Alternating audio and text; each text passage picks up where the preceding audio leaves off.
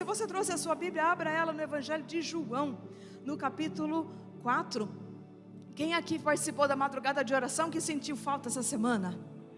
Olha aí, pode orar em casa, viu gente? Não tem problema nenhum, continua acordando cedo.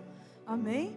Foi numa dessa que eu continuei. Falei, não, o horário é bom, vamos nessa. Pelo menos nesses momentos o WhatsApp costuma permanecer quieto, né? A gente consegue orar com mais tranquilidade.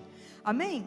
Encontrou João 4, a partir de 46, diz assim: mais uma vez ele visitou Caná da Galileia, onde tinha transformado água em vinho. E havia ali um oficial do rei, cujo filho estava doente em Cafarnaum.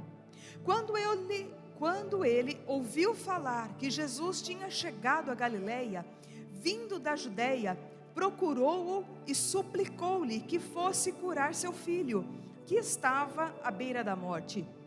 E disse-lhe Jesus: se vocês não virem sinais e maravilhas, nunca crerão. O oficial do rei disse: Senhor, vem antes que meu filho morra. Jesus respondeu: pode ir, o seu filho continuará vivo. O homem confiou na palavra de Jesus e partiu.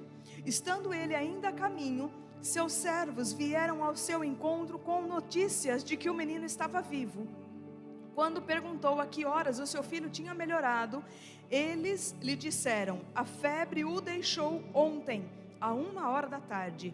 Então o pai constatou que aquela fora exatamente a hora em que Jesus lhe dissera: o seu filho continuará vivo. Assim creram ele e todos os de sua casa. Amém? Pode fechar a sua Bíblia aí. Imagina o coração desse pai. Como é que não estava? Quem tem filho aqui que o filho já ficou doente? Que já ficou com febre? Gente, é difícil, não é? A gente, se tiver que levar para o hospital ainda, se tiver que fazer alguma coisa, o coração fica apertado. Se a gente pudesse trocar de lugar, a gente trocava de lugar, é ou não é?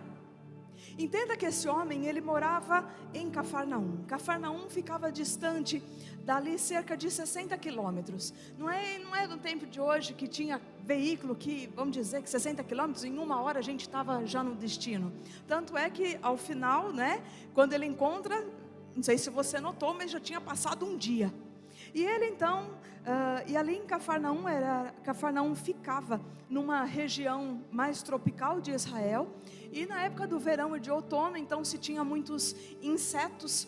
E assim como a gente tem a dengue, aqui então acontecia casos desse tipo, onde as pessoas tinham febre.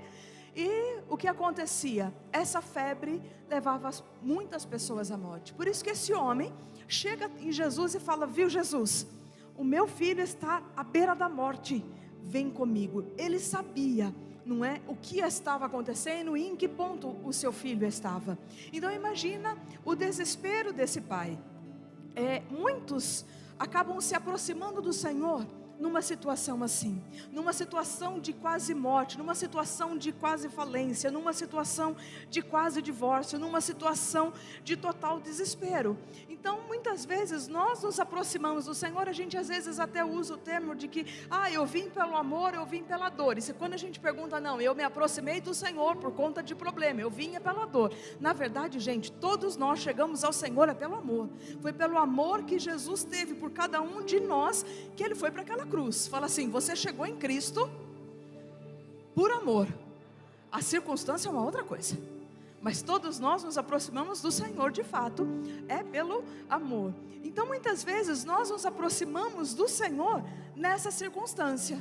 Agora imagina que aquele homem, que ele era um dos principais, entenda que ele não era judeu, ele não era israelita, não era hebreu. Ele sai de casa falando para a esposa o que? Viu, mulher, eu vou atrás desse homem que está aí com essa fama curando, e eu vou trazer ele, eu vou chegar e eu vou vir embora com ele. Então ele chega em Jesus e fala assim: Jesus, vem comigo, eu estou assim, sou um pai desesperado, meu filho está à beira da morte, vem comigo. E Jesus responde o que para ele? Versículo 50, põe para mim. O que Jesus respondeu para ele? 1, 2, 3. E aí? Você ia? se agarrava no pé de Jesus: não te solto, não te largo até que você vai embora comigo. Não, profetiza, eu ia. Acha que não? Se Jesus falasse, acha que não? Quantas vezes o Senhor já nos deu uma palavra e a gente não fez absolutamente nada? Se aquele homem não tivesse acreditado, tivesse retomado o seu caminho de volta, o seu filho teria sido curado? Provavelmente não. Existem milagres que aconteceram na hora, e existem milagres que acontecem na obediência. Muitas vezes nós queremos entender aquilo que Deus disse. Queremos interpretar, mas para que vou me banhar no Rio Jordão? Por que eu tenho que me lavar no tanque de Siloé? Ou porque eu tenho que ir lá pedir perdão? Ou por que eu tenho que pedir a conta do meu trabalho numa situação assim? Ah, tá fácil, Jesus, então vamos comigo. Jesus não disse, não, eu mandei você ir. E tem horas que a gente só vem na igreja, a gente ouve a palavra, mas a hora que a gente chega em casa, a gente ora, a gente não sente nada. Mas será que é esse negócio mesmo? Será que Jesus não mudou de ideia? Eu acho que ele não assistiu o Jornal Nacional para ele ter mandado eu ir.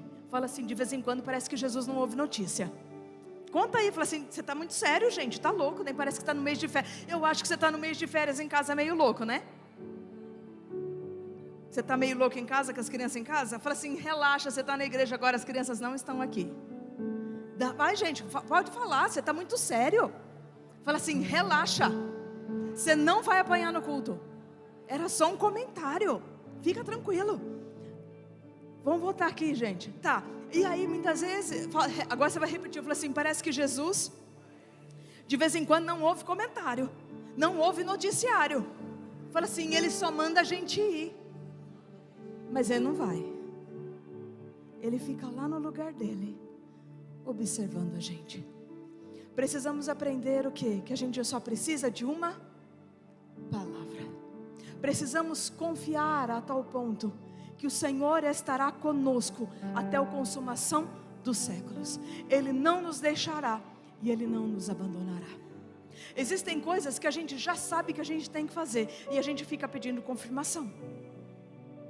Existem muitas vezes que a gente vem aqui no culto e o Senhor, Ele é muito claro, e a gente chega em casa, sai da igreja, não sei o que é que eu tenho que fazer.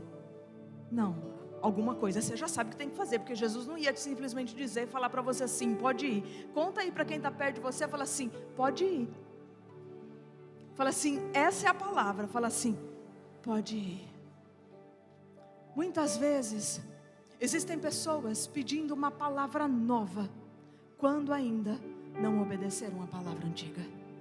Senhor, me dá uma nova palavra, Senhor, me dá uma direção. Pergunta aí, o que você fez? Qual a última direção que Deus te deu? Porque enquanto a gente não obedecer ordem simples, o Senhor não nos dará ordem complexa. Parecem coisas tão banais, mas o Senhor nos testa em pequenos detalhes. A Bíblia fala assim, sede fiel no pouco, que sobre o muito eu te colocarei. Se a gente não for capaz de ser fiel em detalhes, no cumprimentar uma pessoa, num pedir perdão, numa obediência, em levantar às 3 horas da manhã para orar, em detalhes pequenos, o Senhor não nos confiará coisas grandes. Nós estamos buscando aqui, estamos vivendo essa série de mensagens em busca dos lugares altos. Pergunta aí para quem está perto de você, fala assim, você está buscando os lugares altos? Fala assim, então aprenda a obedecer ao Senhor nos pequenos detalhes. Existem pessoas atrasadas na desobediência da ordem anterior. E enquanto a gente não se atualiza na obediência da ordem anterior, a gente não adentra a uma nova etapa na nossa vida. Talvez você se recorde qual foi a última direção que Deus te deu nesse pode ir e você não foi. Você ficou empacado esperando de novo uma nova resposta de Deus, uma luz, um sinal, alguma coisa. Enquanto você não voltar e não se atualizar, fala assim, você não vai mudar de lugar. Profetiza, se Deus falou alguma coisa para mim, sinceramente nessa hora eu não me recordo. Então tem uma oração para fazer. Senhor, me perdoa, porque eu nem sequer lembro qual foi a direção que o Senhor me deu. E eu preciso que o Senhor me fale ela novamente, para que agora então, eu ouvindo a respeito desse homem, do filho desse homem que foi curado, eu possa então obedecer. Mas olha aí para quem está perto de você e fala assim: a obediência tardia também é desobediência. Fala assim: então, não perca a segunda chamada. Fala assim: essa já é a segunda chamada. Glória a Deus pelas oportunidades que o Senhor nos dá de nos alinhar e de nos reajustar. Eu não sei qual a situação em que você está vivendo, se você está pedindo respostas do Senhor para a sua vida. O Senhor é aquele que não nos deixa desamparados. O Senhor é aquele que não nos deixa sozinhos. Independente dele nos acompanhar, como nesse caso aqui, ou não, em específico, espiritualmente o Senhor está conosco. Ou nós confiamos e depositamos nele a nossa confiança, sendo obedientes em pequenos detalhes, sabendo que ele nos proporcionará coisas grandes. Olha aí que eu lembrei disso agora. Fala assim: são as pequenas raposinhas que causam mal à vinha. Fala assim: são as nossas pequenas desculpas que retardam as promessas de Deus na nossa vida. Precisamos estar vigilantes, porque o inimigo é astuto e pronto para armar ciladas, para nos distrair, para nos fazer roubar da promessa e da palavra do Senhor. Se eu não me engano, foi na semana passada que eu mencionei a respeito das sementes que são lançadas na nossa vida. Gente, de novo estou falando sobre isso, estou me lembrando disso agora. Quantas sementes de Deus já semeou na nossa vida e nós desprezamos. E hoje novamente o Senhor vem nos falar: o que é que você tem feito com a palavra que eu já liberei sobre a sua vida? Pergunta aí: o que é que você tem feito com a palavra que Deus já liberou sobre sua vida, sobre a sua família, sobre tudo aquilo que lhe diz respeito? Qual passo você já deu? E aí, você já deu? Vamos orar? Fala assim: eu acho melhor a gente orar depois dessa. Amém? Coloca a mão no coração aí. Fala: Jesus, ajuda nós. Amém? Senhor, obrigada pelo Senhor nos reposicionar, pelo Senhor nos alinhar e nos ajustar. Sabemos, Pai, que somos os teus filhos amados.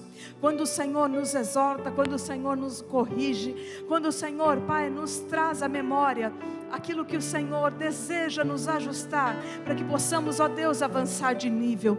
Senhor, nós não queremos ser nuvens sem água, que ouvem, Senhor, a sua voz, mas que são levados, ó Deus, por qualquer vento de notícia.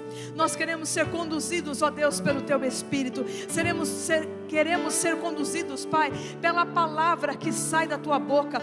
Não só de pão viverá o homem, mas de toda a palavra que procede da boca de Deus. Senhor, nós queremos caminhar e viver a tua luz, a caminhar, Senhor, e trilhar cada um dos nossos dias segundo a tua palavra. Pedimos ao Senhor: libere, Pai, da tua direção, da tua palavra, do teu propósito, Senhor, para as nossas vidas. Senhor, se há alguém aqui que o Senhor já liberou uma direção e essa pessoa simplesmente ficou sem fazer nada, não tomou uma atitude, Pai, que o Senhor traga a memória dessa pessoa agora e que ela se reposicione mais uma vez, que ela se alinhe, que ela se ajuste, Pai, e que ela prossiga nesse pode ir, nessa liberação do céu que o Senhor tem reservado para as nossas vidas. Nós depositamos a nossa confiança em Ti, Senhor. Cremos que o Senhor é aquele que faz muito mais do que aquilo que nós pedimos ou pensamos. A Ti seja, Senhor, a nossa alegria. A Ti seja, Senhor, o regozijo da nossa alma. A Ti seja, Senhor, a nossa esperança. Em Ti, Senhor, nós temos depositado a nossa fé, sabendo que o Senhor em todo tempo tem cuidado de nós.